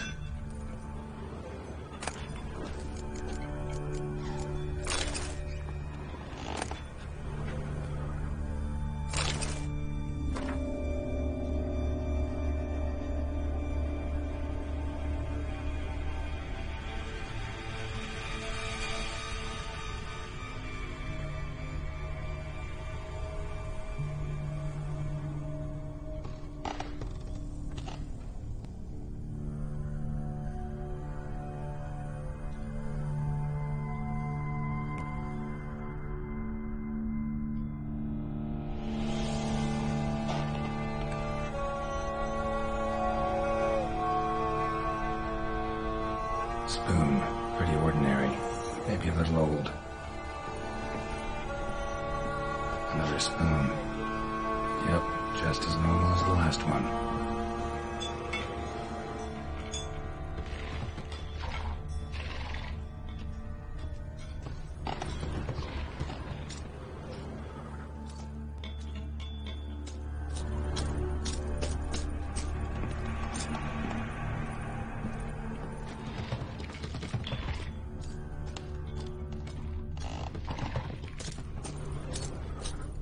White's obsessed.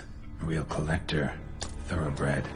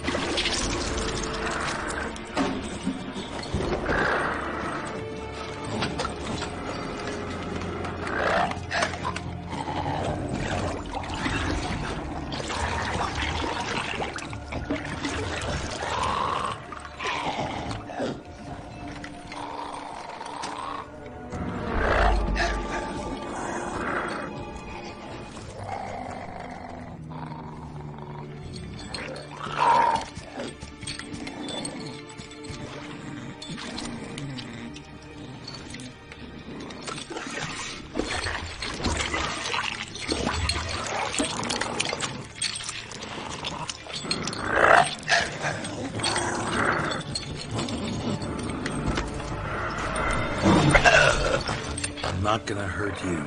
Wanna help? I've seen the words of the curse on the walls. Think I know how to lift it.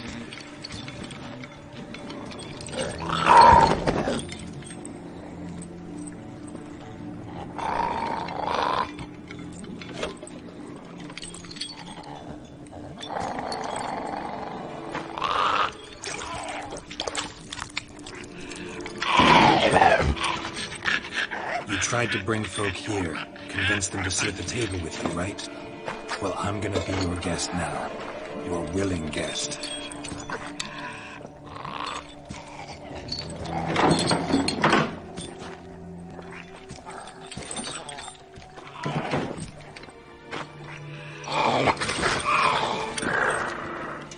Just need a bit for Regis. And now we'll tend to you.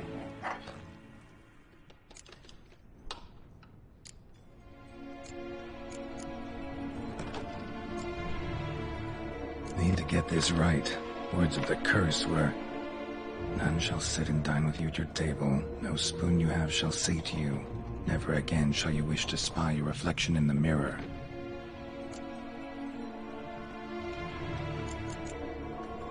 Need to get this right. Words of the curse were, none shall sit and dine with you at your table. No spoon you have shall say to you, Never again shall you wish to spy your reflection in the mirror.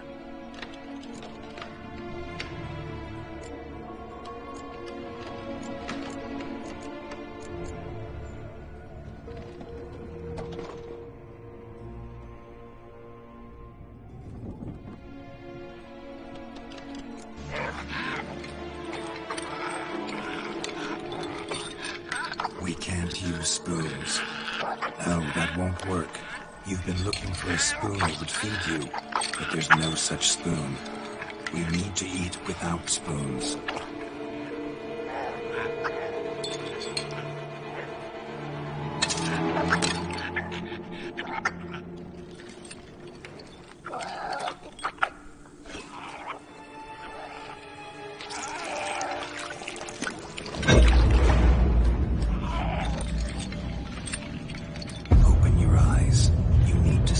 Likeness.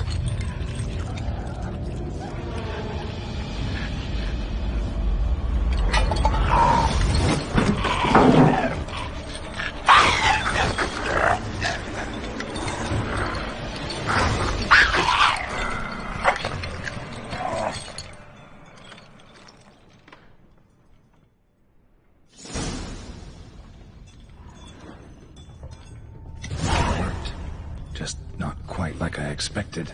Need to see what happened to the white. Won't be hard to find given its stench.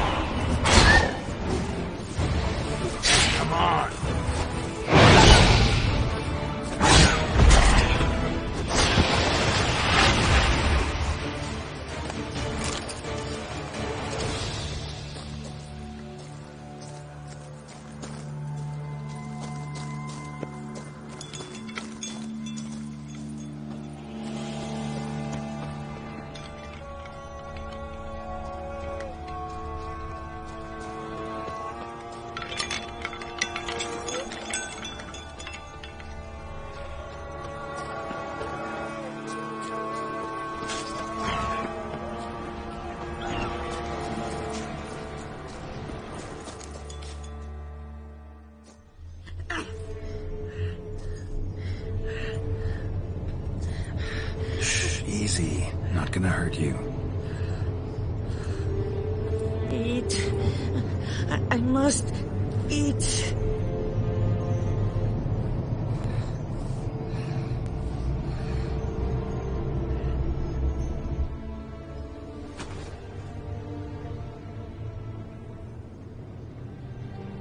I'll take you someplace safe.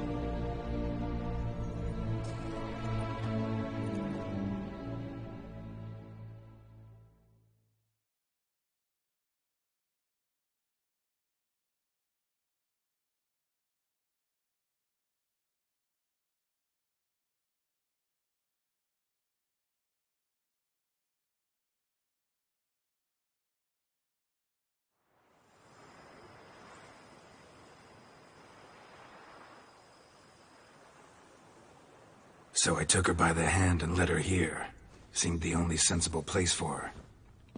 You did the right thing, sir. She should recover quickly here. I'm deeply pleased, finally, to make your acquaintance, sir, though I do regret the specific circumstances. In all the commotion, I fear I neglected to introduce myself. I'm Barnabas Basilfolti, and by order of the Duchess, I am to serve as your major domo at Corfu Bianco. Nice to meet you, Barnabas Basil. Love to talk more, but got urgent matters to attend to. While I'm gone, please make sure she gets everything she needs. Don't worry, sir. I shall see to everything. She is safe here and in good hands. She'll soon be back on her feet. Might actually take a while. She hadn't eaten anything in over 100 years when I found her. Horrid. Whatever brought this about? Told me her story on the way here. Her name's Marlena. She was once the very beautiful and proud heiress to the Trastamara estate. One evening, when she was holding a banquet for friends, a beggar came to her gate seeking alms. He had a bowl and a spoon with him. He sat outside her fence and waited. I've heard of the custom. An ancient rite of hospitality that obliges one to give food and drink to such a guest lest he depart hungry. To neglect the custom is to bring great misfortune down upon oneself. Marlena didn't care a whit for the old customs. She drove the man off, saying she'd rather feed the leftovers from her feast to her dogs than to give the beggar anything. The beggar then broke his spoon, cast a curse.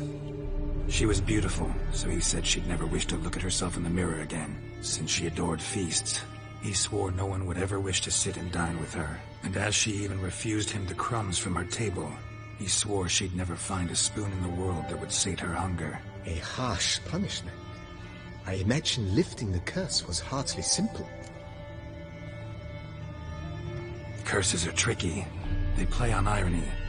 Always gotta figure out what the catch is. Marlena had spent decades looking for a way to lift it. Transformed into a wight, she stole spoons and lured folk into her home, trying each time to get them to dine with her. Didn't work. So what did? Someone had to sit down and share a meal with her, of their own free will. They had to eat without using spoons, and make her look at her reflection. That's it? That was all it required? Simplest solutions are sometimes the last that come to mind. Besides, when you're a wight, it's pretty damn hard to find willing human company for a feast. I imagine so. But, most importantly, it is now over. Please, don't worry. She will be in good hands here.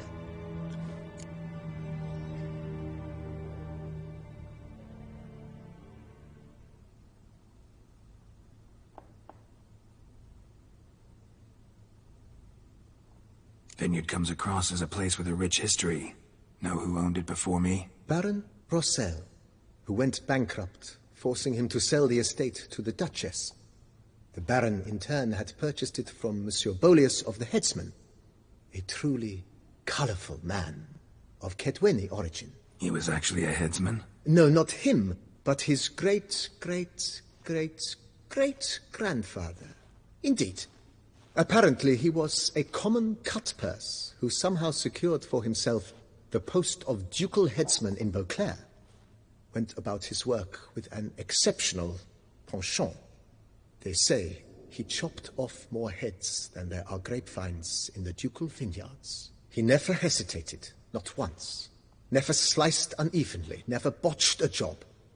For his exemplary service, the Duke granted him a title and this estate.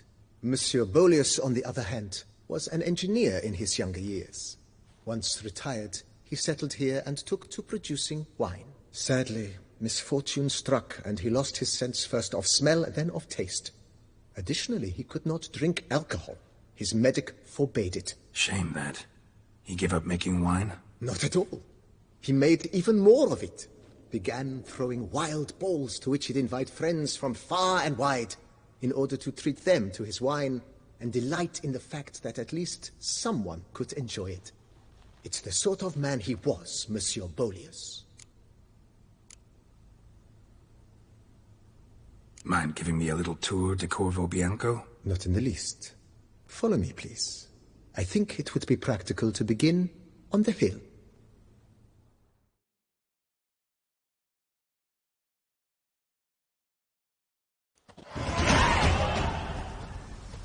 Behold, sir, your estate in all its splendor.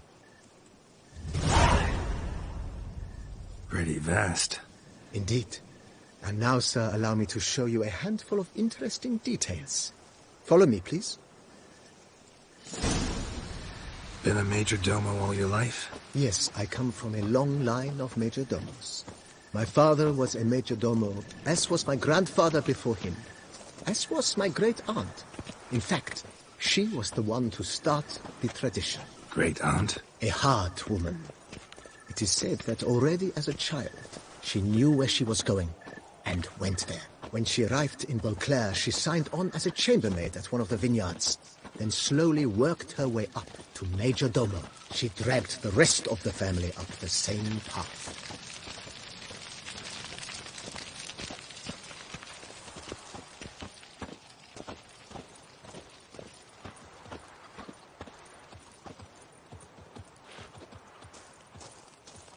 The servants' quarters. I occupy the green home. With the Duchess's permission, I have hired a full staff. Their salaries to be paid from the ducal treasury. Nice of her. Not the most sightsee part of the estate, I admit. But I think it's worthwhile for you as master of the domain to know where the help stays.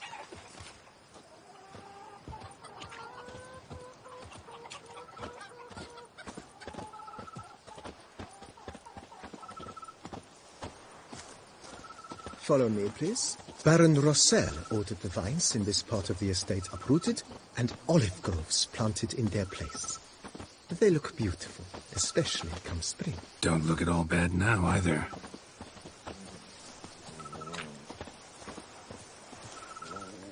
Follow me, please. Down below lies your vineyard, where we grow a strain of Carfanere, one of the world's oldest. Aged in oak barrels, it provides for an exquisite wine with distinct blackberry, wild cherry, plum, and cinnamon notes. Marvelous. Have to try it one of these days. Follow me, please.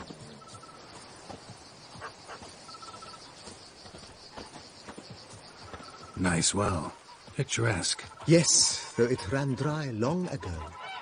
During the raucous feasts Master Bolius held, he would order it filled with wine. There's a tale about a guest attending a Bolius ball for the first time and thus unaware of the custom. He had suffered great heartbreak and had decided to end his life by jumping into the well. The festivities were coming to a close, and the well was nearly empty when the suicidal guest finally jumped. Instead of killing himself, he merely broke his legs. To numb the pain, he drank the wine. Drank himself to death? Not at all. When found the next day, he had concluded he'd witnessed twin miracles. The water had been changed into wine, and he had survived. He retired to a monastery in the Dragon Mountains and began preaching the wisdoms of Lebioda.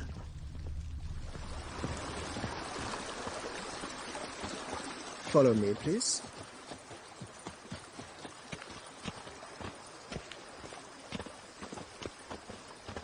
Monsieur Bolius' wife Nina kept a garden here.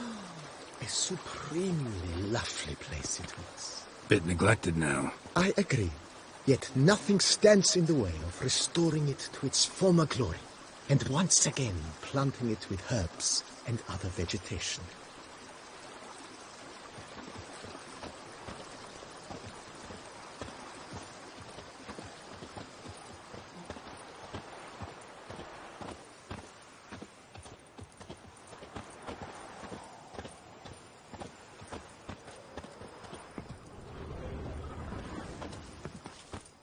Madame Nina planted diminutive, delicate flowers and herbs here.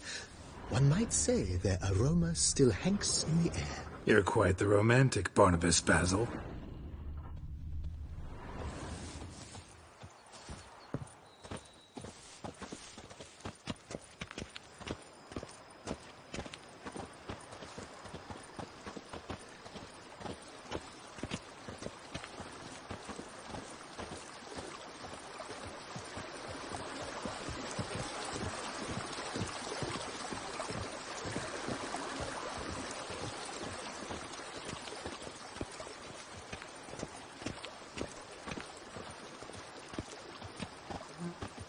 This served as an additional wine cellar in years of plentiful harvests. Bit of work, and it'll make a fine stable for Roach.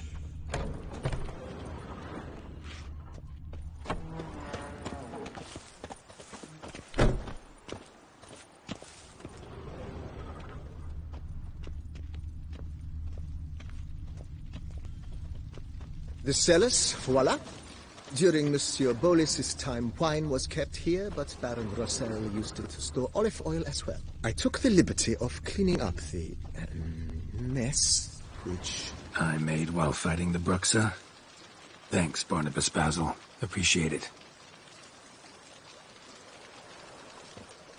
Follow me, please.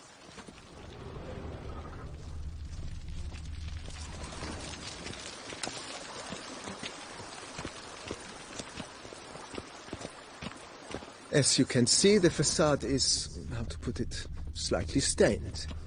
But one cannot deny it, a certain subtle southern charm. True, though it could use a bit of subtle paint.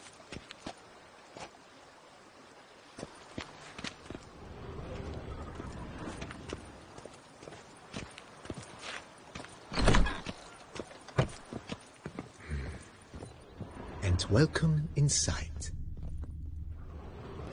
On the left is the master bedroom.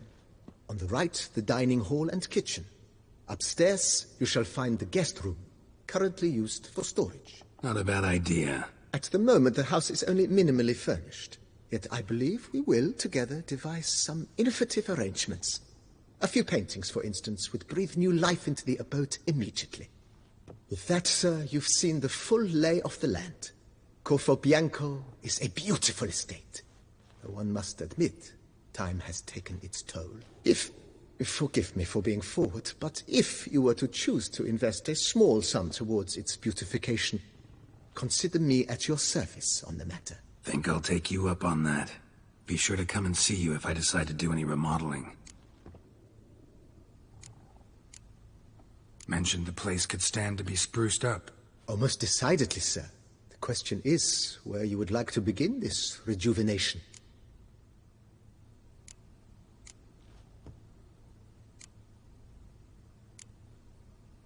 Been thinking about the outer walls. Maybe a fresh coat of paint or some patching. If I might dare to make a suggestion, why not start with a general renovation?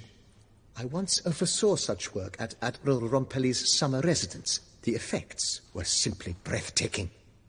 Not only did the residence positively sparkle afterwards, but we also made room to display the Admiral's armor and weapons, of which he was a passionate collector. Need to think it over some. I understand, of course. As the venerable Lady Eve Knibley would so quaintly put it, the rash oft contract rashes. That's all for now, BB. Thanks.